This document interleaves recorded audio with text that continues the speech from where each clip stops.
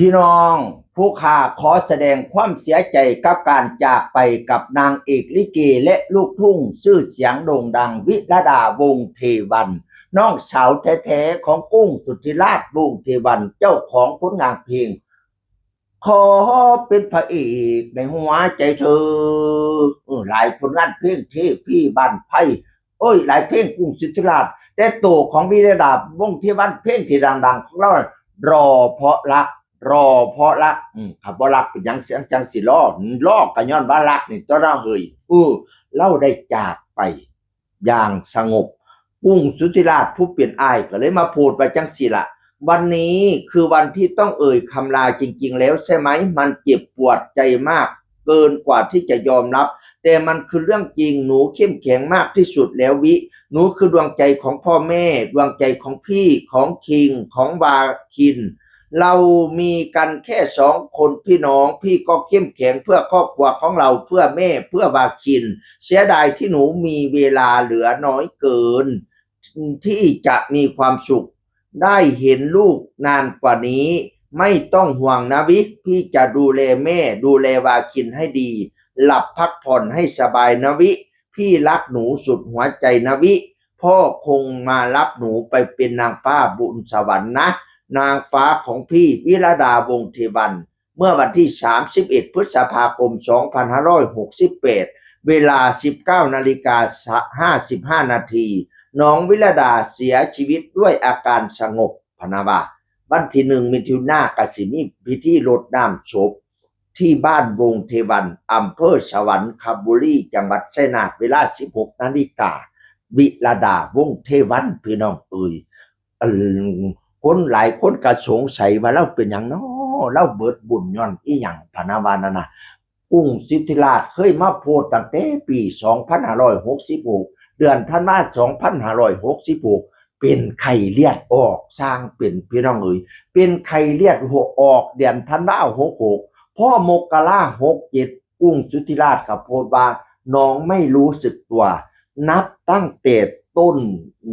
ปี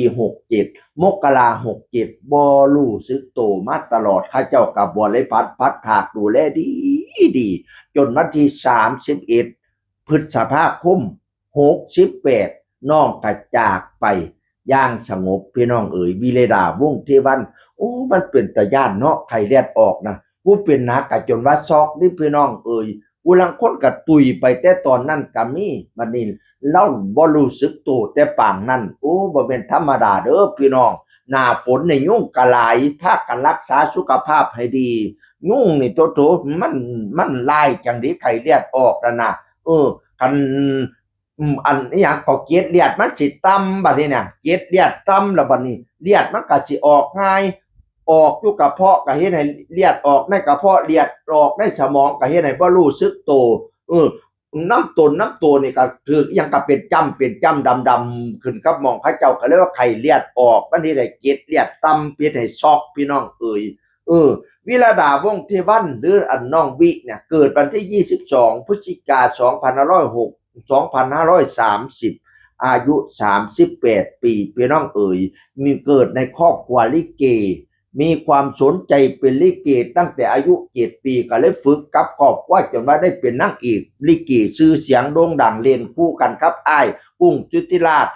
อ้ายไปเข้าค่าย RS ไปเป็นนักร้อง RS น้องวิรดาก็เข้าไปน้ำร้องน้ำกันหลายอัลบั้มจนมาดังๆกับผลงานเพลง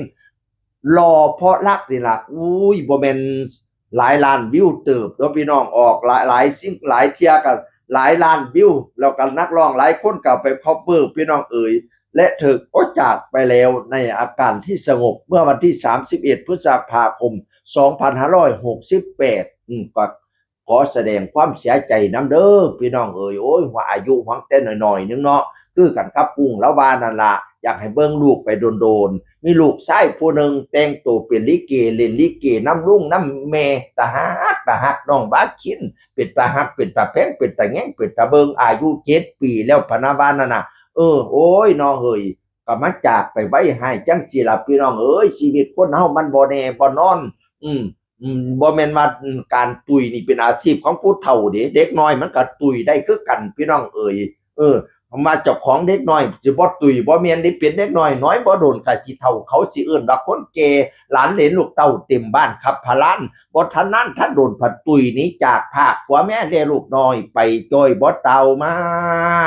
ภรรยาหรือผัวเพียงเอ้ยก็ไปส่งฮอดแค่ดอนปราสาเผาเร็วก็เลิกลา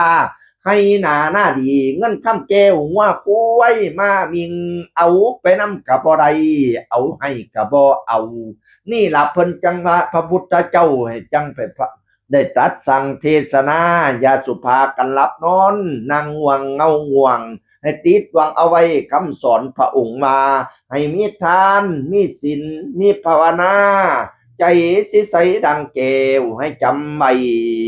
อย่าได้ลืมอย่าได้ลืมเด้อพากันมีทานมีศีลมีภาวนาพี่น้องเอ่ยขอแสดงความเสียใจน้ำหลายๆวิลาดาวงเทวันผู้ขาเสียงอื่นคนเก่าเบาสู่ฟังสวัสดีครับสวัสดีครับ